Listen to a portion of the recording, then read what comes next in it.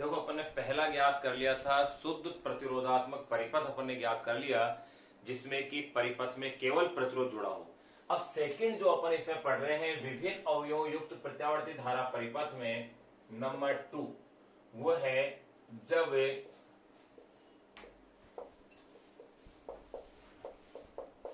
प्रत्यावर्ती धारा परिपथ में जब प्रत्यावर्ती धारा परिपथ में केवल प्रेरकत्व संयोजित हो। जब प्रत्यावर्ती धारा परिपथ में केवल प्रेरकत्व संयोजित हो,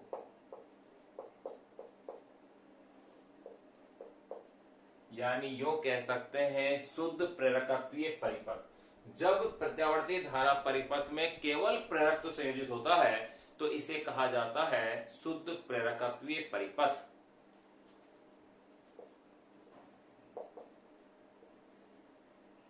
शुद्ध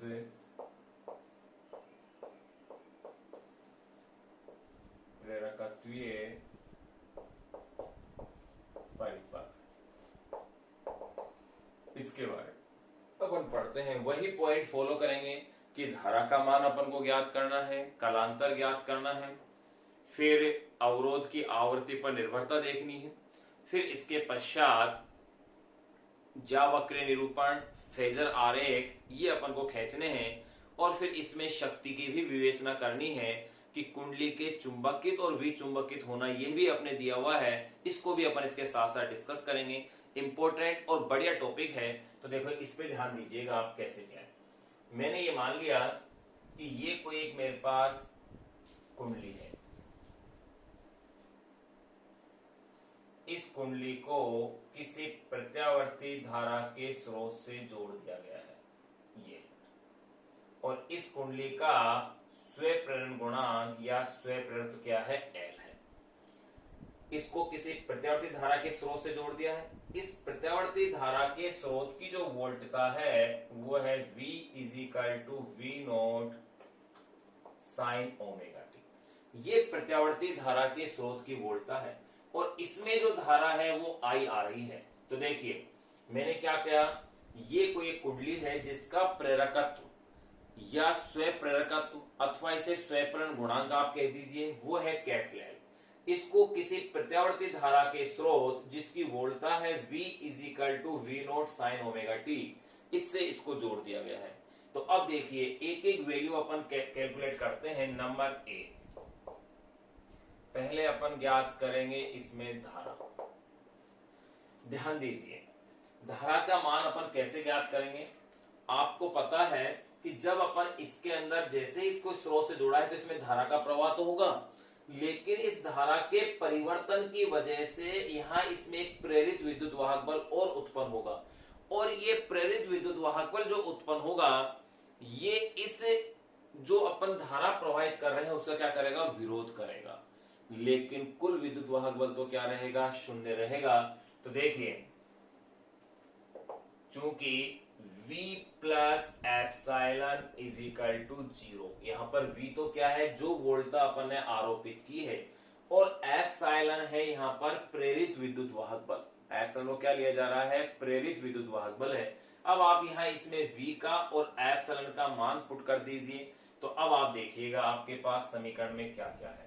V की वैल्यू है V naught sine omega t, और एप्सिलॉन की वैल्यू आप पढ़ चुके हैं, अपन पिछले चैप्टर में पढ़ा था विद्युत चुंबकीय प्रेरण में कि एप्सिलॉन = होता है -L di/dt। अगर धारा प्रवाह I है तो एप्सिलॉन -L di/dt। अब वो नेगेटिव में है तो यहां पर ये -L di/dt = 0। बिल्कुल। अब देखिएगा यहां अगर आप इसको ट्रांसफर करते हैं तो ये हो गया है V naught sine omega T = L di/dt। आपको ज्ञात क्या करना है, इसके अंदर धारा का मान ज्ञात करना है। तो देखिए आप इसे ऐसा भी लिख सकते हैं, बात एक ही है, डी आई अपॉन में D T is equal to V naught sine omega T, या ऐसे लिखो या ऐसे लिखो, बात एक ही है। मुझे ज्ञात करना है धारा की वैल्यू, तो देखिए D I is equal to, समीकरण क्या बनेगी, V naught sine omega T D T upon में, यहां क्या आ गया, अपॉन में एल आ गया है। तो ये आपके पास I D I is equal to V naught sine omega T D T upon में एल आ गया है। मुझे ज्ञात क्या करना है, आई का मान। इसका मतलब क्या किया जाएगा, इसका समाकलन कर दीजिए। अगर मैं इसके दोनों तरफ का समाकलन करता हूं तो आपको पता है डी आई का समाकलन तो क्या होगा, आई होगा। और यहां देखिए ये वी नोट अपॉन में एल, इसको आपने बाहर किया हुआ है, ये समाकलन sine omega T D T. गौर कीजिए ये समाकलन कैसा है, बिना लिमिट के है। जब बिना लिमिट के समाकलन होता है, यानी समाकलन में लिमिट नहीं होती है, तो ऐसी स्थिति के अंदर जब समाकलन को अपन हल करते हैं, एक समाकलन नियतांक लगाते हैं, तो यहाँ पर भी एक समाकलन नियतांक होगा। अगर इसमें लिमिट अपन यूज कर रहे होते तो यहाँ फिर समाकलन नियतांक का उपयोग नहीं होता। तो अब देखिए इसके आगे का पार्ट में मैं इधर सोल्व कर रहा हूं ना। अब देखिएगा इसके अंदर आप जानते हो sign omega T D T, यहाँ ये जो अपन समाकलन हल करेंगे, साइन का समाकलन जो आप लेते हैं वो है minus cos omega T. Minus cos omega T, T के रेफरेंस में किया जा रहा है समाकलन, टी के साथ ओमेगा है, तो क्या बनेगा, minus cos omega T upon में ओमेगा। यानी इसका समाकलन ये हो जाएगा I is equal to V naught upon में L minus cos omega T upon में ओमेगा प्लस सी। यहां पर सी क्या है, समाकलन नियतांक है, तो यहां लिख दीजिएगा, यहां सी इज इक्वल टू समाकलन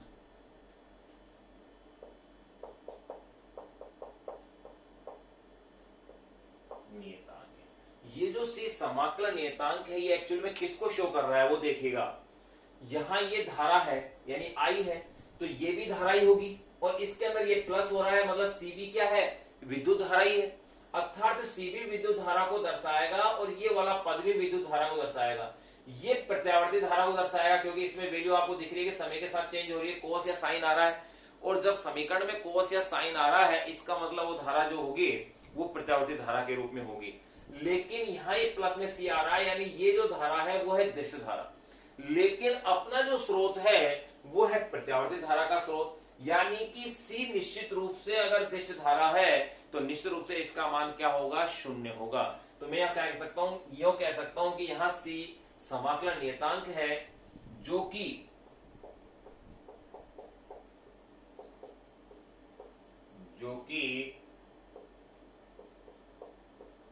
दिष्ट धारा को दर्शाता है, परंतु स्रोत प्रत्यावर्ती धारा का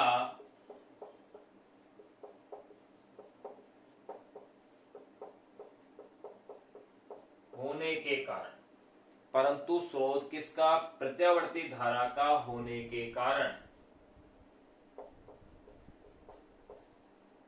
इसका मान शून्य होगा। अर्थात C इज इक्वल टू 0। इसलिए अब मेरे पास जो इक्वेशन आ गई है वो ये आ गई है, I is equal to V naught, omega को बाहर कर दीजिए, omega L, V is equal to I is equal to V naught upon में omega L minus cos omega T. ये मेरे पास समीकरण आ गई है। अब आप इसमें गौर कीजिएगा, माइनस कोस ओमेगा टी। भाई एक तो फॉर्मूला ये याद रखना है कि साइन ओमेगा टी डी जो समाकलन है वो क्या होता है, minus cos omega T upon में ओमेगा। एक यहां ट्रिग्नोमेट्री का फॉर्मूला याद रखना है कि minus cos omega T is equal to होता है sine omega T minus pi by two.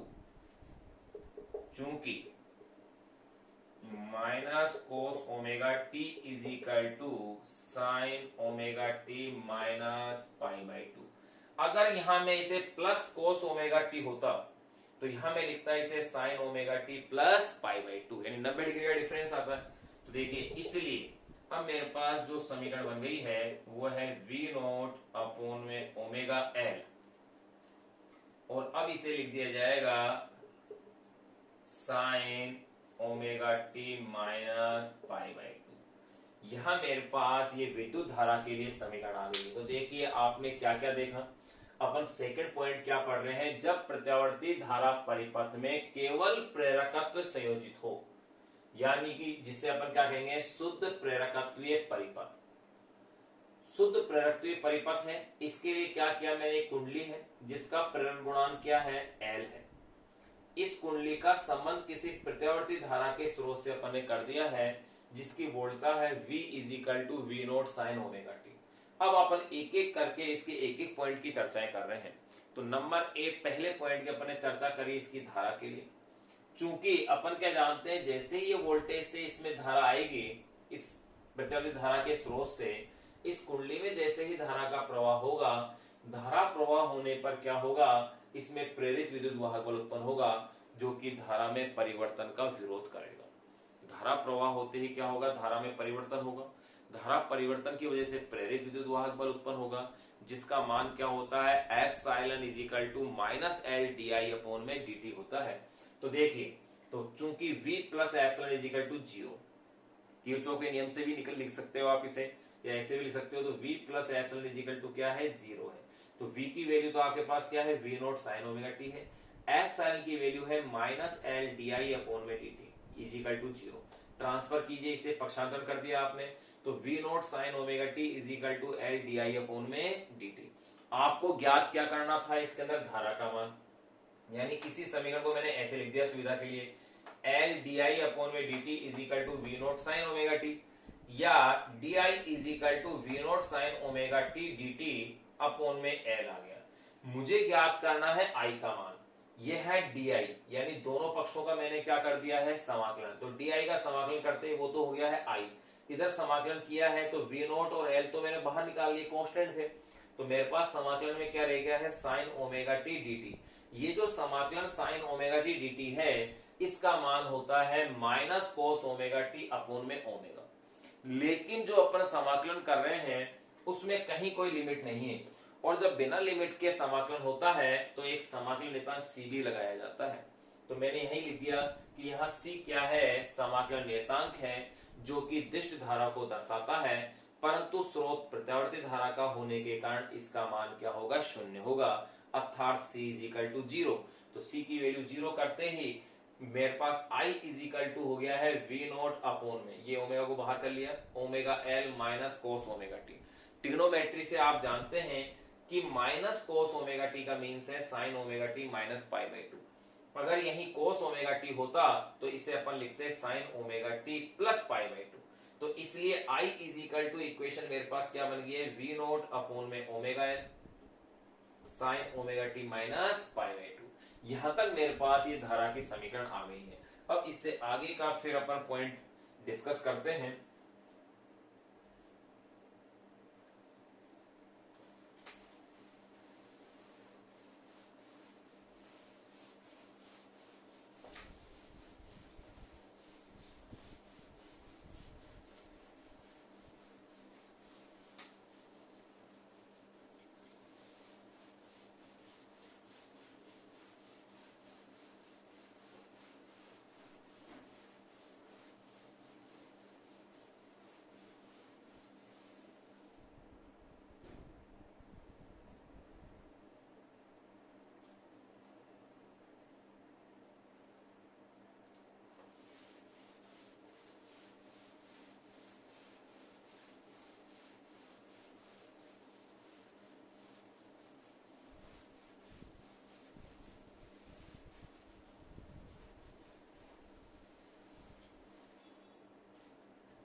तो देखिए ये जो समीकरण मेरे पास आई है, मैं इसे यहां लिख रहा हूं, I is equal to V naught upon में ओमेगा एल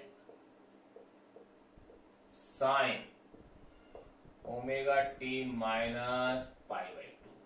अब देखिएगा यहां पर जो वी नॉट अपॉन में ओमेगा एल है, आप अच्छे से जानते हो कि I इज इक्वल टू क्या होता है, I naught sine omega T minus pi by two हो गई। तो इसका मतलब वी नॉट अपॉन में omega L is equal to क्या है, आई नॉट है, यही हुआ। तो अब देखिएगा यहां इसे आप लिख दीजिए I is equal to I naught sine omega T minus pi by two. ये अपने पास इसकी धारा की समीकरण आ गई है, जहां पर वी नोट अपॉन में omega L is equal to क्या है, आई नोट, यानी कि धारा का शिखर मान। ये है आपके पास धारा का शिखर मान हो गया। अब एक चीज गौर करने की है कि यहां पर वी नोट अपॉन में omega L is equal to I naught आ रहा है, यानी कि उस शिखर मान के अंदर अपन किसी एक ऐसी राशि का भाग दे रहे हैं जिसका भाग देने से धारा प्राप्त हो रही है वोल्टा में। और आप जानते हो ओम के नियम से कि अगर वोल्टा में किसी राशि का भाग देने पर धारा अगर अपन को प्राप्त हो रही है, इसका मतलब वो राशि क्या है, कोई ना कोई अवरोध है। तो यहां भी ये जो ओमेगा एल है वो कोई अवरोध है, जिसे कहेंगे प्रेरणिक प्रतिघात। ध्यान रहे क्या कहेंगे, प्रेरणिक प्रतिघात, ने की प्रतिरोध, क्योंकि प्रतिघात और प्रतिरोध में अंतर अपन इसी में आगे डिस्कस करेंगे कि प्रतिघात के अंदर शक्ति का व्यय नहीं होता है, जबकि प्रतिरोध में शक्ति का क्या होता है, व्यय होता है। यही चीज अपन आगे डिस्कस करेंगे, इसीलिए इस अवरोध को यहां कहा जाएगा प्रेरणिक प्रतिघात। तो देखिए यहां वी नोट अपॉन में omega is equal to I naught, धारा का क्या है, शिखर मान है, शिखर मान, जिसमें omega L is equal to, इसको अपन कह दें एक्सएल और इसे कहेंगे प्रेरणिक प्रतिघात। इसे किससे दर्शा रहे हैं अपन, एक्सएल से, यानी कि एक्सएल प्रेरणिक प्रतिघात हो गया। तो वी नोट अपॉन में एक्सएल इज इक्वल टू क्या है, आई नोट हो गया। तो यहां अपन ने धारा ज्ञात कर ली। अब आप देखेंगे कि वोल्टा की समीकरण तो क्या है, V is equal to V naught sine omega t, और धारा की समीकरण है I is equal to I naught sine omega t. यानी कि स्पष्ट है कि प्रत्यावर्ती धारा परिपथ में जब केवल प्रेरकत्व संयोजित होता है तो धारा वोल्टा से पाई बाई टू कला कोण क्या होती है, पीछे होती है। धारा पीछे है माइनस में, या यूं कह सकते हैं कि वोल्टता धारा से पाई बाई टू कला कोण क्या होती है, आगे होती है। यानी इनमें कलांतर कितना हो गया है, पाई बाई टू का हो गया। तो आप यूं कह सकते हैं वोल्टता वे धारा की समीकरणों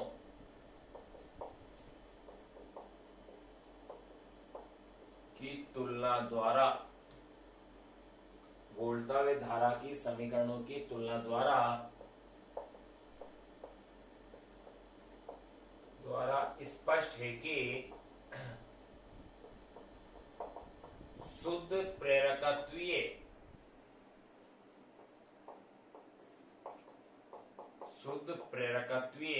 प्रत्यावर्ती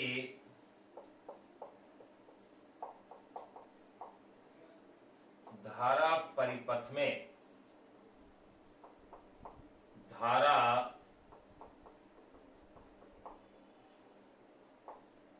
वोल्टता से पाई बाई टू कला कोण पीछे होती है। धारा वोल्टता से पाई बाई टू कला कोण क्या होती है, पीछे होती है। अर्थात या यूं भी कह सकते हैं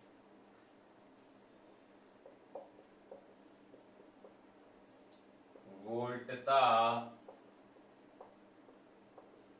धारा से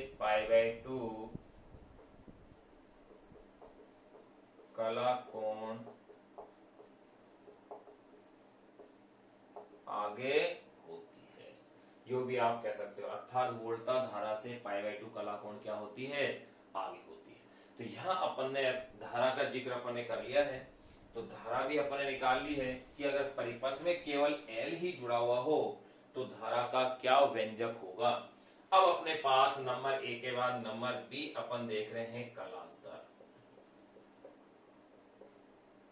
कि कलांतर क्या होगा। तो देखिए कलांतर को अपन ने क्या कैसे निकालते हैं, मैंने क्या बता रखा था इसका फॉर्मूला, कि कलांतर का मतलब है v की कला माइनस i की कला। तो देखिए v की कला क्या है, आपके पास समीकरण क्या है, v is equal to V naught sine omega t, तो v की कला क्या है, ओमेगा टी। और i की कला क्या होगी, तो i के समीकरण देखिए, i is equal to I naught sine omega T minus π/2, तो इसकी कला है omega T minus π/2, omega T minus π/2, जबकि v की कला क्या थी, ओमेगा टी। तो देखिए कलांतर क्या होगा, v की कला है आपके पास ओमेगा टी माइनस i की कला क्या है, ओमेगा टी माइनस π/2, तो ये हो जाएगा omega T minus omega T plus π/2। ये ओमेगा टी से ओमेगा टी आपने कैंसिल किया, तो ये हो गया है π/2। तो अर्थात इनमें कलांतर कितना हो गया है, π/2 का आ गया। तो अपने बी पॉइंट अपने कंप्लीट कर लिया है। नंबर सी, अब अपन बात करेंगे धारा के मार्ग में उत्पन्न अवरोध क्या है। जब प्रत्यावर्ती धारा परिपथ में केवल L जुड़ा हुआ हो तो धारा के मार्ग में उत्पन्न अवरोध क्या होता है, उसे कहा जाता है प्रेरणिक प्रतिघात। तो मैं क्या कह सकता हूं, जब प्रत्यावर्ती धारा परिपथ में केवल प्रेरक संयोजित होता है तो धारा के मार्ग में उत्पन्न अवरोध जो है वो कहलाता है प्रेरणिक प्रतिघात कहलाता है, जो अपन ने यहां ज्ञात कर लिया है कि जिसका अगर मैं XL से अगर शो करता हूं तो XL इज इक्वल टू क्या है, ओमेगा L है। इस प्रेरणिक प्रतिघात का मान किसके बराबर है, ओमेगा L के बराबर है, यानी ये अवरोध आवृत्ति पर निर्भर करता है। तो देखिए इस पॉइंट को लिख लेते हैं, जब प्रत्यावर्ती धारा परिपथ में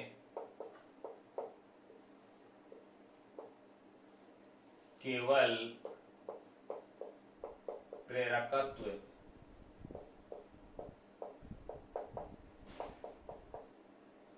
संयोजित होता है, जब प्रत्यावर्ती धारा परिपथ में केवल प्रेरकत्व संयोजित होता है तो धारा के, यहां धारा से तात्पर्य विद्युत धारा ही है, तो धारा के मार्ग में उत्पन्न अवरोध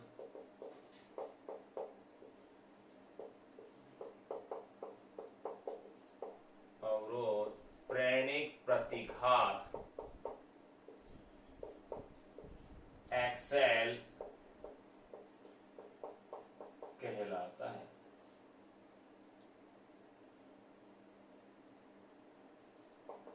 XL कहलाता है, प्रेरणिक प्रतिघात XL कहलाता है, जिसका मान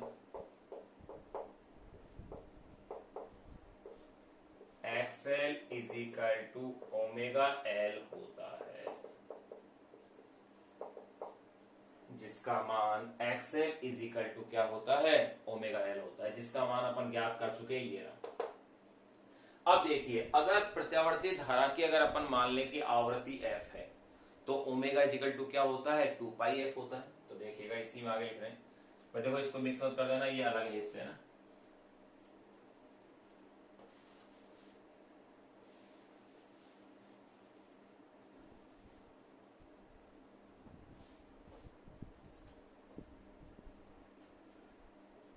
यहाँ ये पॉइंट अलग अलग चल रहा है। XL होता है यदि प्रत्यावर्ती धारा की आवृत्ति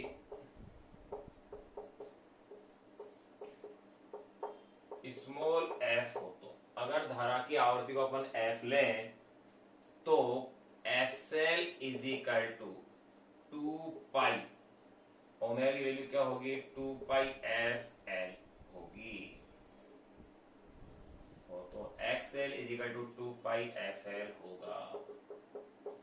अगर ये फॉर्मूला है तो इससे आप क्या देख रहे हैं कि 2 पाई और एल अगर कांस्टेंट है तो एक्सएल इज प्रोपोर्शनल क्या आ गया है एफ आ गया। यानी इनमें अगर अपन ग्राफ खींचते हैं तो ये ग्राफ आएगा एक सरल रेखा के रूप में आएगा, यानी कि इस तरह से। अगर आप एक्स एक्सिस में आवर्ती को लेते हैं और यहां प्रेरणिक प्रतिघात एक्सएल को लेते हैं तो इनमें ग्राफ जो आएगा वो एक स्ट्रेट लाइन के रूप में आएगा इस तरह से। ये ग्राफ किस तरह से आ रहा है, स्ट्रेट लाइन के रूप में आ रहा है। आप इसके लिए चाहें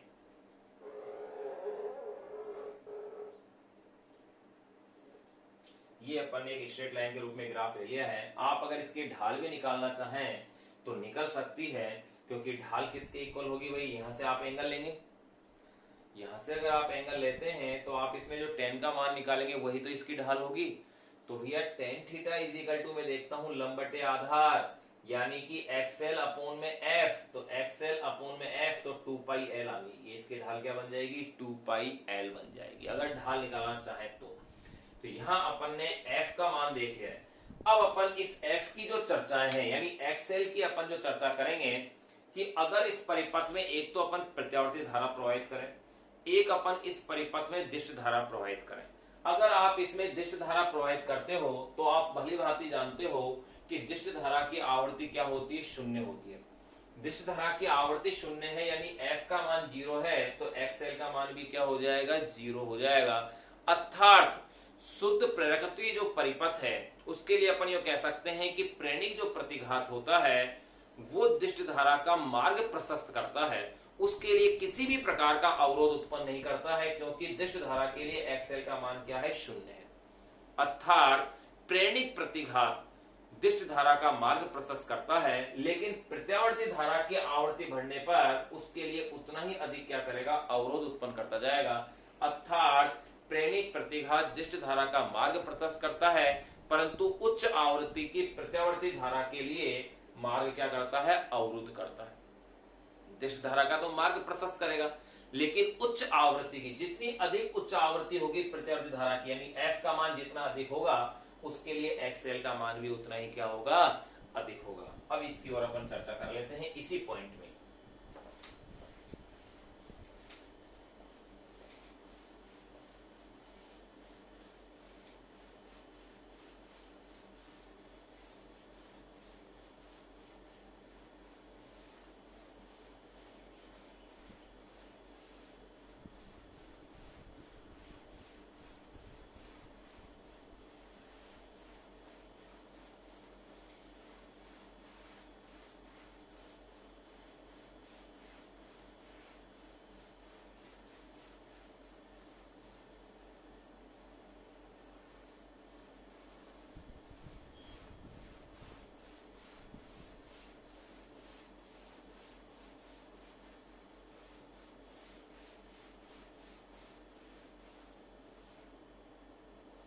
तो देखें अपन एक एक धारा के लिए अगर अपन बात करें तो अपन ने जो ए पॉइंट लिया था वो अपने धारा ज्ञात की, नंबर बी अपने कलांतर ज्ञात किया, नंबर सी आपने जो ज्ञात किया वो था अवरोध।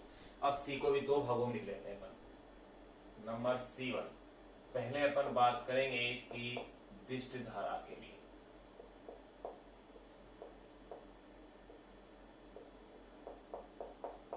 दिष्ट धारा के लिए तो देखिए दिष्ट धारा के लिए F is equal to 0, F is equal to 0, इसलिए एक्सएल इज इक्वल टू भी क्या हो गया 0। अतः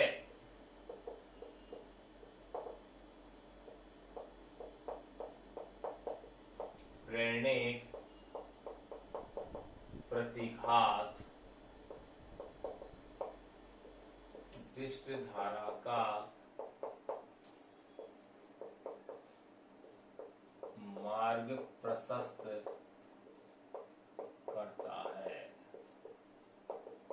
अर्थात उसके लिए किसी भी प्रकार का अवरोध उत्पन्न नहीं करता है, क्योंकि एक्सेल 0 है। चलो सी के अंदर लिख लेते हैं, दो पार्ट बांटने की जरूरत भी नहीं है, सी ही चलता रहेगा। दिष्ट धारा के लिए F इजिकल टू 0, इसलिए XL इजिकल टू 0। अतः प्रेरणिक प्रतिकार दिष्ट धारा का मार्ग क्या करता है, प्रशस्त करता है। अगर अपन बात करें इसी में प्रत्यावर्ती धारा के लिए, आगे देखो, और अपन क्या जानते हैं कि प्रत्यावर्ती धारा के लिए F जितना अधिक होगा, आवृत्ति जितनी अधिक होगी, अवरोध का मान उतना ही क्या होगा, ज्यादा होगा, प्रशस्त करता है। एवं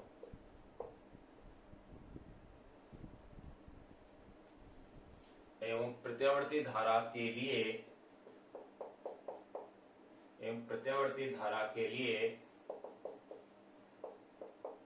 आवृत्ति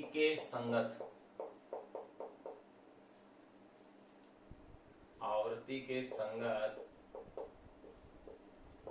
इसका मान बढ़ता जाता है। अतः प्रेरणिक प्रतिकार दिष्ट धारा का मार्ग प्रशस्त करता है। ये यूं कह सकते हैं, अतः प्रेरणिक प्रतिकार दिष्ट धारा के लिए क्या होता है, शून्य, मार्ग प्रशस्त करता है। एवं प्रत्यावर्ती धारा के लिए आवृत्ति के संगत इसका मान क्या होता है, बढ़ता जाता है।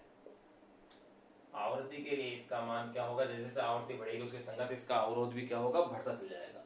तो अपन ने नंबर सी पॉइंट इसके अवरोध तक की बातें कर ली हैं। अब नंबर डी अपन करेंगे इसका ज्यावक्रीय निरूपण, फिर उसके बाद अपन बनाएंगे इसका फेजर आरेख।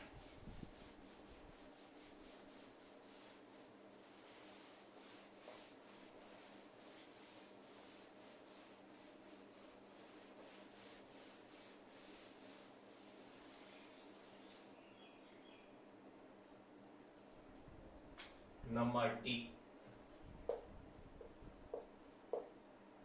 ज्यावक्रीय निरूपण।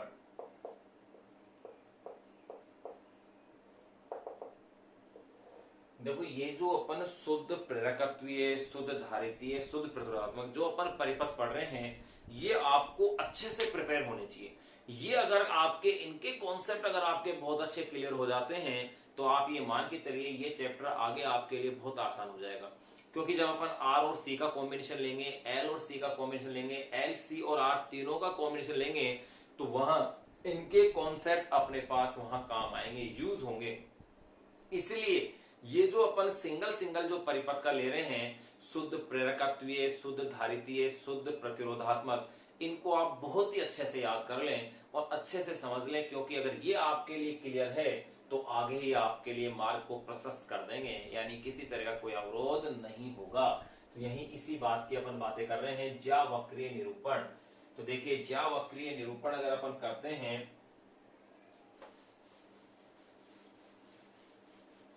आप किसी भी तरीके से आप इसे ले सकते हो, बस अपना कॉन्सेप्ट क्लियर होना चाहिए कि अपने पास किस तरह से है। तो ध्यान रहे कि जब प्रत्यावर्ती धारा परिपथ में L जुड़ा होता है तो उस स्थिति में धारा π/2 कोण क्या होती है, पीछे होती है। बस इतना सा ध्यान रखना है। तो देखिए पहला तो मैं इसे इस तरह से भी बना सकता हूं, एक में सिंपल, इधर देखो ये मैंने अगर इस तरह से ले सकता हूं। अगर सपोज करो ये धारा को शो करता है तो वोल्टता मैंने क्या बताया, अगर धारा है तो धारा पीछे है, यानी कि वोल्टता π/2 आगे है, तो मैं वोल्टता कहां से शुरू करूंगा, यहां से शुरू करूंगा, यानी कि ये ग्राफ इस तरह से चलेगा, बिल्कुल इस तरह से बनाएंगे अपन। और अपन दूसरा एक इस तरह से भी ले सकते हैं। दोनों ही तरीके सही है, जो आपको उचित लगे। देखो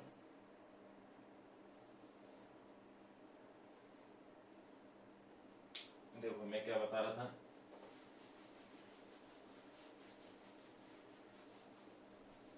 एक तो तरीका यह है इनका ज्यावक्रीय निरूपण का कि अगर मैं इस तरह से लेता हूं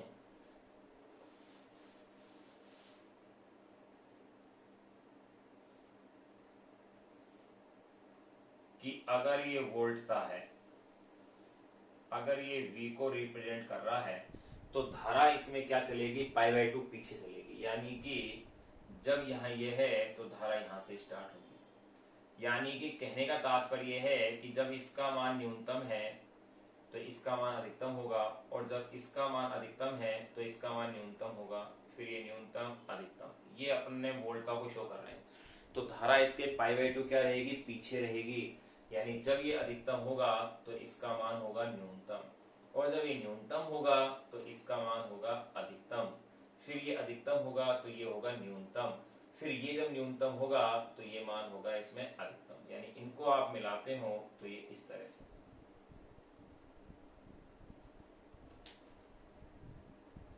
इस तरह से ये भी एक अपने पास ग्राफ बनेगा।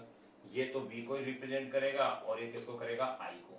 या ये हो सकता है कि यहां मैं i को ले लूं तो v कहां आएगा, इसमें ऊपर की ओर बन जाएगा। किसी भी प्रकार से आप बना सकते हैं किसी भी प्रकार का ग्राफ। तो देखिए मैं दूसरा वाला बना के बता रहा हूं। यहां पर अगर मैं लेता हूं v एंड i, पहले मैं ग्राफ बना रहा हूं v का,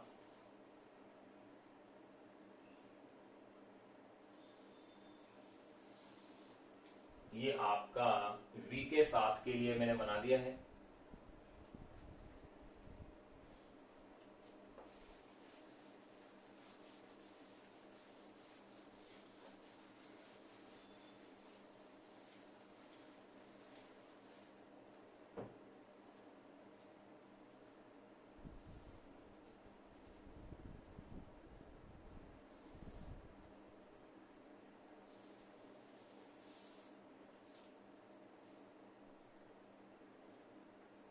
समय t के साथ देखो, यहां पर मैं क्या देख रहा हूं कि वोल्टा का मान यहां 0 है, तो यहां कैसा है, अधिकतम है, फिर यहां न्यूनतम है, फिर ये अधिकतम है, और फिर ये क्या है, न्यूनतम है। आप कैसे ज्यावक्रीय निरूपण करेंगे, अब देखिएगा।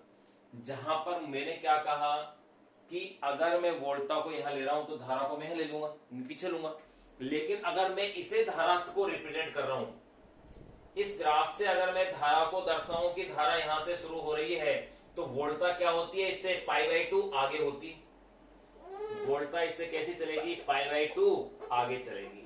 अगर वोल्टा इससे π/2 आगे चलती है, यानी कि अगर यहां ये 0 है तो वहां इसका मान क्या होगा, अधिकतम होगा, ये पॉइंट होगा। और जब ये अधिकतम है तो उसका मान क्या होगा, 0 होगा। और जब यहां इसका धारा का मान 0 होगा तो वोल्टा का मान क्या होगा, अधिकतम होगा। फिर यहां ये मान अधिकतम है तो ये मान क्या हो जाएगा, 0 हो जाएगा। फिर ये 0 है तो यहां ये मान क्या होगा, अधिकतम हो जाएगा। ये इस तरह से आएगा। ये जो पॉइंट इस तरह से आ रहे हैं, इनको आप मिला लीजिए ढीले हाथ से, इस तरह से।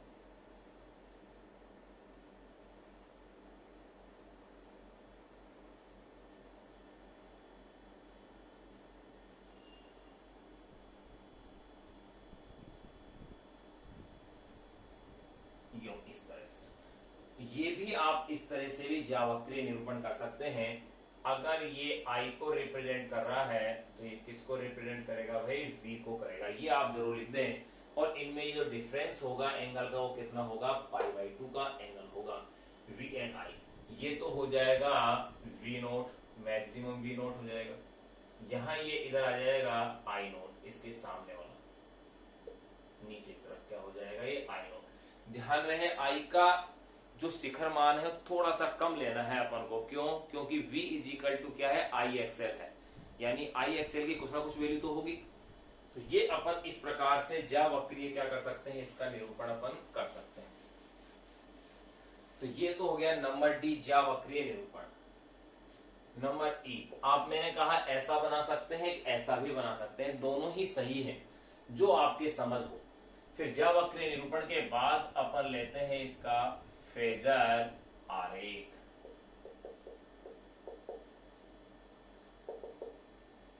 फेजर आरेख के लिए मैंने आपसे कहा था कि फेजर आरेख है क्या, कि धारा और वोल्टा के शिखर मानों का कला के साथ जो संबंध है वो फेजर आरेख है। इसको अपन कैसे बनाते हैं, उसका तरीका क्या है, मैं देखो फिर से बता रहा हूं। इसको आप यहां समझ ले, फिर से फिर सी में समझ ले, क्योंकि अगर यहाँ 3 जगह अगर आपने इसको समझ लिया है, आर में, एल में और सी में, तो आप ये मानो आपके लिए बहुत आसान हो जाएगा, क्योंकि बार बार फिर इनका कॉन्सेप्ट जो है यूज होगा अपने लिए। तो देखिए, पहले आप x और y बनाइए, ये एक्स एक्सिस बना दिया मैंने और फिर ले लिया है मैंने वाई एक्सिस। फिर उसके बाद आप वोल्टा को, जो परिणामी वोल्टा है उसको आपको शो करनी है। तो ध्यान रहे परिणामी वोल्टा एक ही होगी, परिणामी वोल्टा एक है, उसके शिखर मान को ये लीजिए आपकी V नोट आ गया है। इसका एक्स एक्सिस के साथ ये एंगल शो करना ना भूलें, ये है ओमेगा टी। बिल्कुल आ गया। अब अपन बात करेंगे धारा की। आपको पता है जब परिपथ में केवल L जुड़ा होता है तो धारा वोल्टा से π/2 कला कोण क्या होती है, पीछे होती है। धारा वोल्टा से π/2 कला कोण क्या होगी, पीछे। पीछे यानी कि वोल्टा से π/2 पीछे, अर्थात ये होगी, ये लीजिए। यहां अपन इसे ले लेंगे I नोट को, और यहां इसके साथ ये जो कलांतर होगा ये कितना होगा, π/2 होगा। ये मैंने वही π/2 लिखा, ये इनके बीच का वोल्टा और धारा के मध्य का कलांतर कितना होगा, ये π/2 होगा। यहां इस तरह से ये अपने पास ये बन गया है इसका फेजर आरेख। अगर π/2 आगे होती धारा तो आप इसे किधर ले लेते, यो π/2, क्योंकि वोल्टा के साथ होना चाहिए। तो ये जो एंगल है π/2 किसके साथ है भाई, ध्यान रखना, V नोट और I नोट के मध्य का एंगल है। V नोट और किसके, I नोट के मध्य का एंगल है। यहां अपने पास ये बन गया है फेजर आरेख। अब अपन इसमें चर्चा करेंगे इसमें शक्ति की। उस शक्ति वाले कॉन्सेप्ट को भी अच्छे से समझना है कि जब अपन किसी कुंडली में धारा प्रवाह कर रहे हैं तो वो निरंतर चुंबकित और विचुंबकित हो रही है, इसकी भी अपन इसमें क्या करेंगे, व्याख्या करेंगे। यानी कि कुंडली के चुंबकित और विचुंबकित, यानी जो उसमें जो क्रोड है उसके चुंबकित और विचुंबकित होने की अपन क्या करेंगे, व्याख्या करेंगे। तो नंबर डी, नंबर ई के बाद नंबर एफ पॉइंट और इसके अंदर बढ़ गया है एक पॉइंट और। तो ज्यावक्रीय निरूपण कैसे करना है ये आप लोगों ने सीख लिया है, और फेजर आरेख बनाना भी आपने जान लिया है।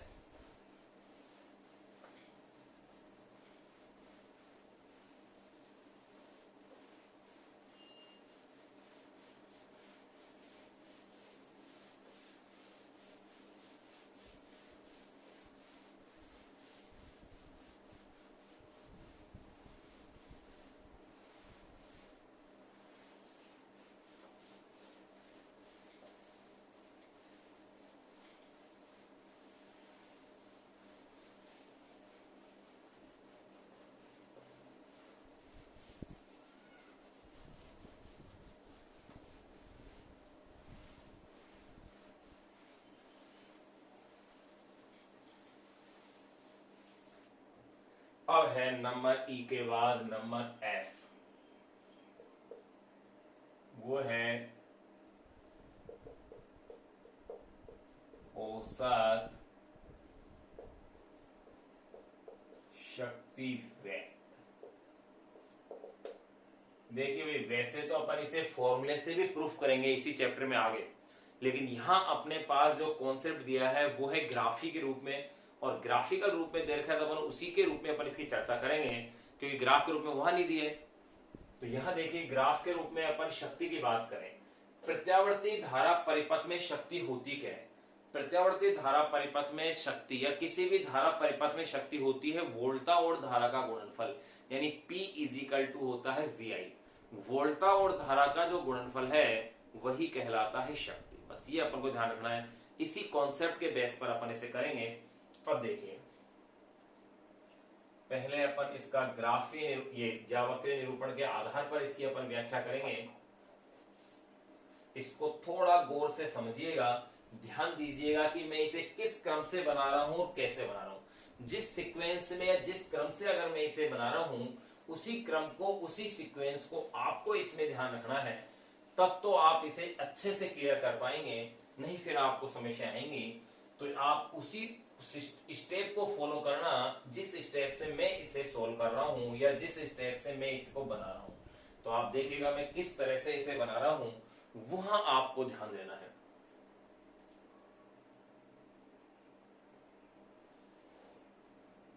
ये समय टी के साथ में ले रहा हूं इसे। देखिए यहां मैं ले रहा हूं पी वी एंड आई, यहां इस तरह से।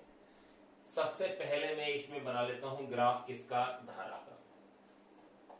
अगर मैं धारा के ग्राफ को डॉटेड बना लेता हूं, चलो कैसे भी ले सकते हैं, किसी को भी अपन को अलग अलग शो करना है बस, या तो इसके लिए अलग अलग कलर के अपन मार्कर पेन काम में ले लेते। देखिए ये मैं ले रहा हूं कि धारा इस तरह से चल रही है,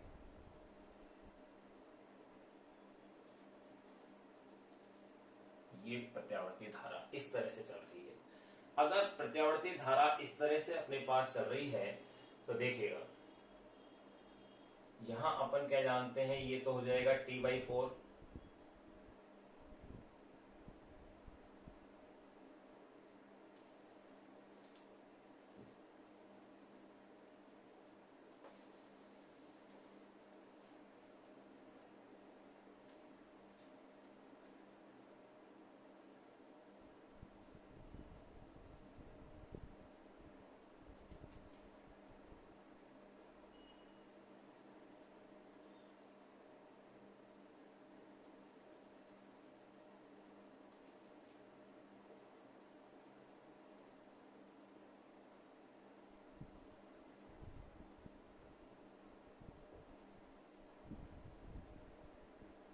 अब देखिए आप इसमें यहां गौर कीजिएगा, ये मैं धाराओं को इसमें शो कर रहा हूं। यहां पर ये जो समय आ रहा है ये तो होगा T/4,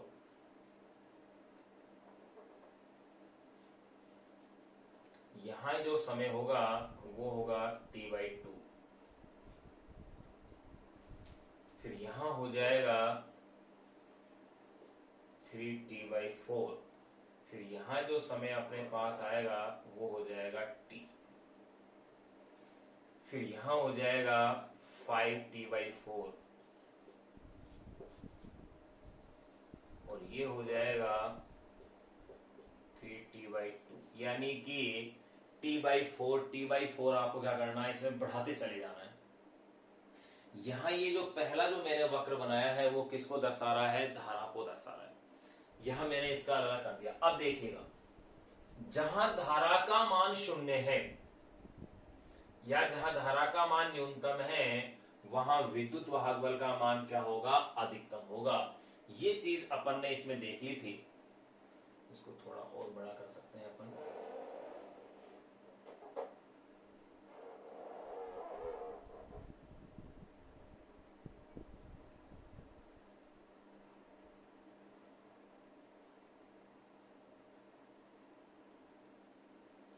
अब देखिए ये चीज अभी अपने ज्यावक्रीय ग्राफ खींचा था, ज्यावक्रीय निरूपण किया था, उसमें अपन ने इस चीज को समझ लिया था कि जहां पर धारा का मान न्यूनतम, क्योंकि धारा इसमें π/2 कोण क्या है, पीछे है, या यूं कह सकते हैं वोल्टा π/2 कोण क्या है, आगे। तो देखें जहां पर इसका मान 0 है तो वहां वोल्टा का मान क्या होगा, अधिकतम होगा। ये ले लीजिए आपने वो पॉइंट ले लिया, ये बना दिया। और जहां इसका मान अधिकतम है वहां उसका मान क्या होगा, न्यूनतम होगा। फिर देखिए फिर यहाँ इसका मान फिर यहाँ न्यूनतम हो गया है तो यहाँ इसका मान क्या हो जाएगा, अधिकतम हो जाएगा। फिर यहाँ इस पॉइंट पर आते ही अधिकतम है तो उसका मान न्यूनतम हो जाएगा। फिर अगले पॉइंट पे देखिए टी पर, जहां इसका मान अधिकतम है, यहाँ धारा का मान अधिकतम है तो ये मान क्या हो गया, न्यूनतम। और जब ये यहाँ पर धारा का मान न्यूनतम है तो इसका मान हो जाएगा यहाँ अधिकतम। ये अगर अधिकतम हो जाता है फिर उसके बाद देखिए यहाँ ये धारा का मान अधिकतम है तो इसका मान हो जाएगा न्यूनतम। फिर आप वापस आइए, यहाँ अपन यो इस तरह से यो चले जा रहे हैं, ऐसे ऐसे ऐसे। अब यहाँ आएगा तो यह न्यूनतम है तो यहाँ इस पॉइंट पर इसका मान क्या होगा, अधिकतम हो जाएगा, ऐसे इस ये लो। अब इन पॉइंटों को आप धीरे हाथ से मिला दीजिए, यानी कि इस तरीके से जैसे आएगा ग्राफ। भाई जहां ये न्यूनतम था मान, किसका मान न्यूनतम ले रहे हैं अपन, धारा का मान न्यूनतम था तो विद्युत वाहक बल क्या हो गया, अधिकतम। जब धारा अधिकतम हुई तो विद्युत वाहक बल क्या हो गया, न्यूनतम। यानी कि ग्राफ को आप इस तरह से लेना है, चलो फुल लाइन के रूप में ले लीजिए आप इसे।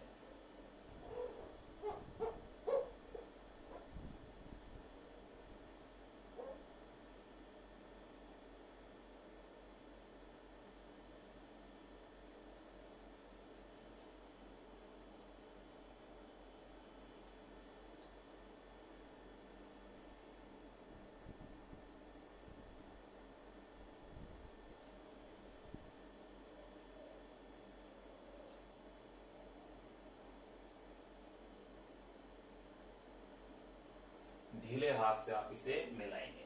तो आप क्या देख रहे हैं, यहां अपने पास ये किसका आ गया है, वोल्टा वाला पॉइंट आ गया है। यहां अपने पास ये पॉइंट आ गए हैं। अब आप इसमें गौर कीजिएगा, 0 से T/4 तक, 0 से T/4 तक अपन क्या देख रहे हैं, वोल्टा और धारा दोनों का मान कैसा है, पॉजिटिव है। 0 से T/4 तक देखो धारा भी पॉजिटिव आ रही है और वोल्टा भी क्या आ रही है, पॉजिटिव आ रही है। और आपको मैंने बताया कि शक्ति है क्या, वोल्टा और धारा का गुणनफल। जब दोनों पॉजिटिव है तो इसका मतलब शक्ति का मान भी कैसा आएगा, पॉजिटिव आएगा। तो ये दीजिए आप, शक्ति भी बना दीजिए। यहाँ ये अपने पास ग्राफ किसका आ गया है, शक्ति का। फिर देखिए T/4 से T/2 तक, T/4 से T/2 तक मैं क्या देख रहा हूं कि यहां वोल्टा तो पॉजिटिव है, सॉरी वोल्टा तो नेगेटिव है, लेकिन धारा कैसी आ रही है, पॉजिटिव।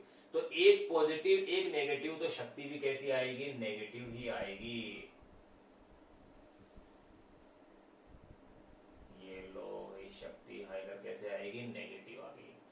फिर इसमें देखिए T/2 से 3T/4 तक, T/2 से 3T/4 तक, यहां क्या देख रहा हूं मैं, धारा और वोल्टा दोनों ही कैसे आ रहे हैं, नेगेटिव।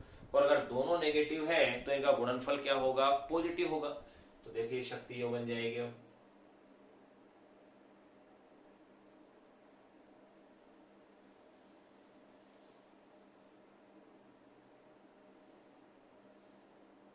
ये अपने पास शक्ति के रूप में आ गया है फॉर्मूला।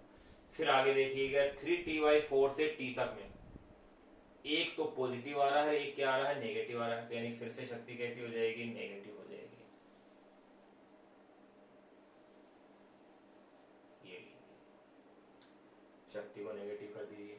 फिर उसके बाद देखिए दोनों ही पॉजिटिव आ रहे हैं, यानी फिर से शक्ति कैसी हो जाएगी भैया, आपके लिए पॉजिटिव हो जाएगी।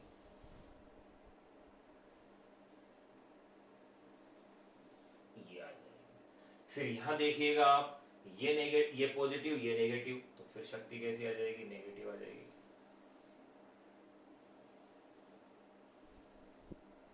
इस तरह से ये अपने पास क्या होगा, ग्राफ चलता है।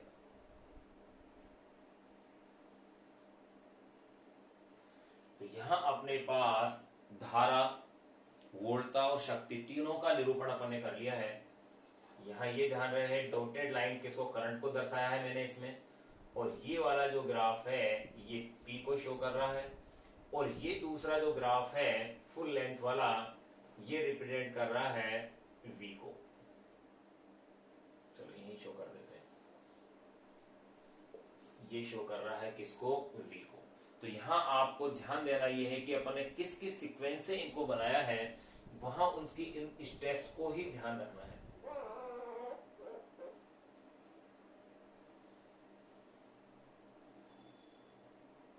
उन्हीं स्टेप्स को आपको क्या करना है, फॉलो करना है।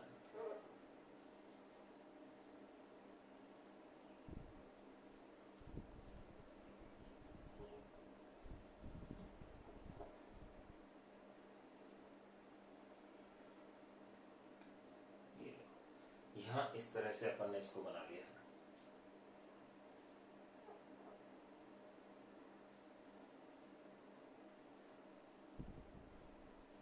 तो अपने पास ग्राफ ये P का है, ये V का है और ये I का है। अब इस ग्राफ से क्या स्पष्ट हो रहा है वो चीज देखिए आप।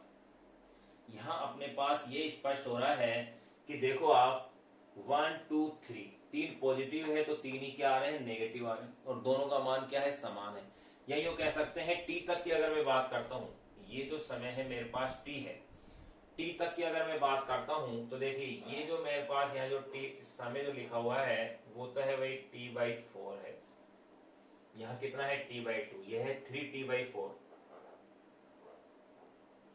ओवरलैपिंग हो रही है कि इसे मैं कह दूंगा 3T/4, और यहाँ कितना है, ये T है। फिर ये है 5T/4,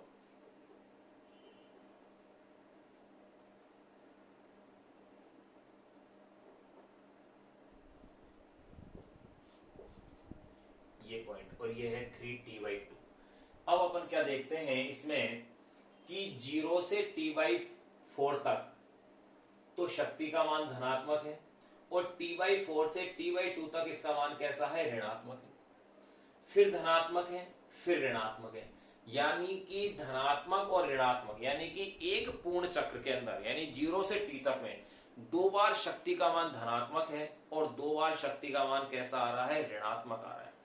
2 बार शक्ति का मान धनात्मक और 2 बार ऋणात्मक आ रहा है, और जितना मान धनात्मक है उतना ही मान ऋणात्मक आ रहा है, यानी औसत शक्ति वे जो हुआ वो क्या हुआ, इसमें शून्य हुआ। तो देखिए ग्राफ के नीचे लिखते हैं अपन, यहां लिख देते हैं।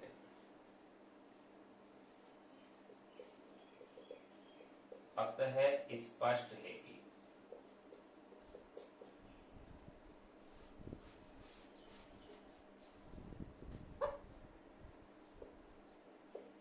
एक पूर्ण चक्र में यानी एक कैपिटल टी पूरा होने में, अतः स्पष्ट है कि एक पूर्ण चक्र में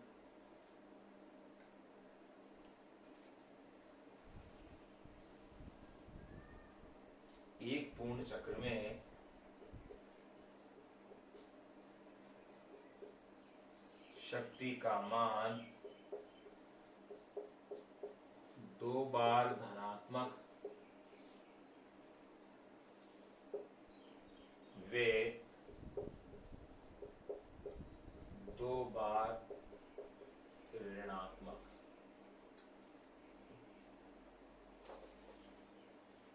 अतः स्पष्ट है कि एक पूर्ण चक्र में शक्ति का मान 2 बार धनात्मक वे 2 बार ऋणात्मक, परंतु समान मान का होता है।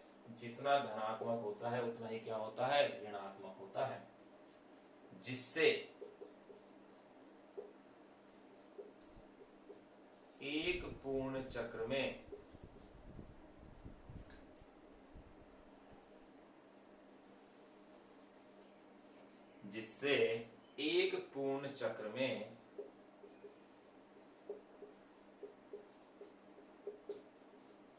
शक्ति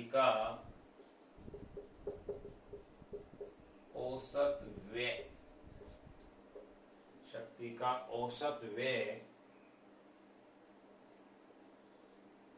शून्य होता है।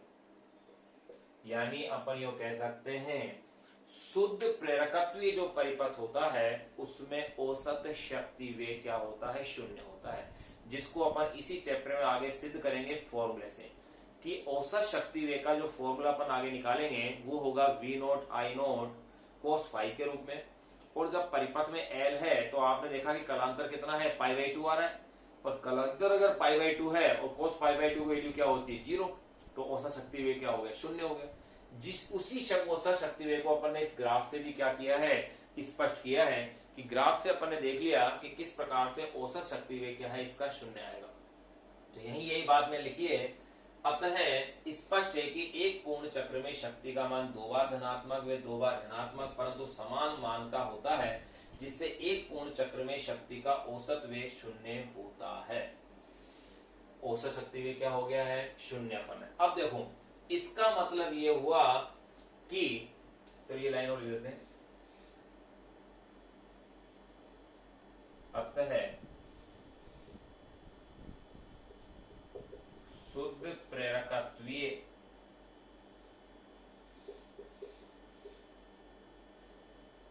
परिपथ में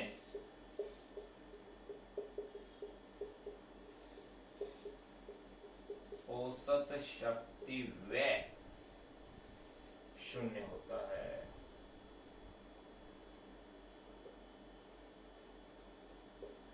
अब देखिए अगर अपन देखें इसका मतलब कुंडली देखो 0 से T/4 तक तो कुंडली कैसी हो रही है, इसका मतलब चुंबकित हो रही है, यानी कि स्रोत से कुंडली क्या करती है, ऊर्जा ग्रहण कर रही है। भाई शक्ति का मान धनात्मक है 0 से T/4 तक, 0 से T, अच्छा ध्यान देना, इसको अपन नेक्स्ट पॉइंट के रूप में लिखेंगे, कुंडली का चुंबकन विचुंबकन पढ़ेंगे। 0 से T/4 तक तो शक्ति का मान कैसा है, धनात्मक है। अर्थात कुंडली, जो प्राकृतिक कुंडली है वो शक्ति स्रोत से ऊर्जा क्या कर रही है, ग्रहण कर रही है, गेन कर रही है। लेकिन T/4 से T/2 तक शक्ति का मान कैसा है, ऋणात्मक है। अर्थात कुंडली कैसी हो रही है, विचुंबकित हो रही है, यानी स्रोत को ऊर्जा क्या कर रही है, लौटा रही है। फिर T/2 से 3T/4 तक शक्ति कैसी आ रही है, धनात्मक। अर्थात स्रोत से शक्ति ग्रहण की जा रही है और कुंडली क्या हो रही है, चुंबकित हो रही है। फिर 3T/4 से T तक तो देखें तो शक्ति का मान वापस ऋणात्मक, अर्थात स्रोत को ऊर्जा क्या हो रही है, लौटाई जा रही है। स्रोत को अगर ऊर्जा लौटाई जा रही है यानी कि कुंडली वापस से क्या हो रही है, विचुंबकित। तो अपन क्या देखते हैं, एक चक्कर में कुंडली 2 बार चुंबकित हो रही है और 2 बार क्या हो रही है, विचुंबकित हो रही है। लेकिन औसत शक्ति वे क्या है, इसका 0 है। अब अपन इसमें व्याख्या करेंगे कुंडली के चुंबकित होने और कुंडली के विचुंबकित होने की। लेकिन इसके लिए आपको ये ग्राफ अच्छे से पता होना चाहिए, क्योंकि अपन इसका बार बार जिक्र करेंगे, अच्छे से बताएंगे बार बार कि 0 से T/4 तक आप क्या देख रहे हो कि वोल्टा और धारा दोनों का मान धनात्मक है, अतः शक्ति भी धनात्मक है। कैसे लिखेंगे कि 0 से T/4 तक, मैं बोल रहा हूं इस चीज को मैं लिखूंगा जिसको 0 से T/4 तक, 0 से T/4 तक धारा और वोल्टा दोनों का मान धनात्मक है, अतः शक्ति भी धनात्मक होती है। अर्थात कुंडली इस दौरान स्रोत से शक्ति ग्रहण करती है और चुंबकित होती है। फिर अपन बात करेंगे T/4 से T/2 तक। इसमें अपन क्या देख रहे हैं कि धारा का अगर अपन मान देखें तो देखो धारा का मान तो कैसा हो रहा है, ऋणात्मक है, लेकिन वोल्टा का मान धनात्मक है। यानी T/4 से T/2 तक धारा ऋणात्मक व वोल्टा धनात्मक होती है, जिससे शक्ति ऋणात्मक होती है। अर्थात स्रोत को ऊर्जा लौटा दी जाती है और कुंडली विचुंबकित हो जाती है। फिर अपन लिखेंगे T/2 से 3T/4 तक धारा और वोल्टा दोनों ही ऋणात्मक है। सॉरी, T/2 से 3T/4 तक, यहां आप देख रहे हैं T/2 से 3T/4 तक कि आप क्या देख रहे हैं, धारा और वोल्टा दोनों ही कैसी हैं, ऋणात्मक है। दोनों ही ऋणात्मक है, अतः शक्ति धनात्मक होती है। यानी स्रोत से वापस से ऊर्जा क्या की जाती है, ग्रहण की जाती है, ऊर्जा ग्रहण की जाती है, अर्थात कुंडली चुंबकित हो जाती है। फिर 3T/4 से T तक आप देख रहे हैं, इसके अंदर क्या देख रहे हैं अपन कि वोल्टा धनात्मक है और धारा कैसी है, ऋणात्मक। तो शक्ति कैसी हुई, ऋणात्मक है। शक्ति क्या है, वोल्टा और धारा का गुणनफल। तो शक्ति ऋणात्मक यानी कि स्रोत को ऊर्जा लौटा दी गई है। स्रोत को ऊर्जा अगर लौटा दी गई है यानी कुंडली वापस से क्या हो गई है, विचुंबकित हो गई है। ये बात अपन अब लिखेंगे, लेकिन उसके लिए आपको ये चित्र, ये जो ग्राफी निरूपण अपन ने कर रखा है, ये आपको अच्छे से पता होना चाहिए। ये अगर आपको याद है तो आप इसको अच्छे से कर पाएंगे। अब इसको अपन को मिटाना पड़ेगा, साफ करना पड़ेगा। क्यों? क्योंकि नहीं तो फिर आगे का दूसरा डायग्राम कहाँ आएगा कि कुंडली के चुंबकन विचुंबकन की जब अपन व्याख्या करेंगे तो उसके लिए अपन को फिर चित्र बनाने हैं एक एक स्टेप के। तो वो चित्र अपने लिए फिर बनाना क्या रहेगा, मुश्किल रहेगा। उसके लिए जगह रहेगी नहीं लिखवाने के लिए। या फिर ऐसा किया जाए कि इस चित्र को अपन रहने दें, यहाँ इतना सा हिस्सा मिटा दें, एक एक का डायग्राम बनाते जाएंगे, फिर ऐसा ही करना पड़ेगा।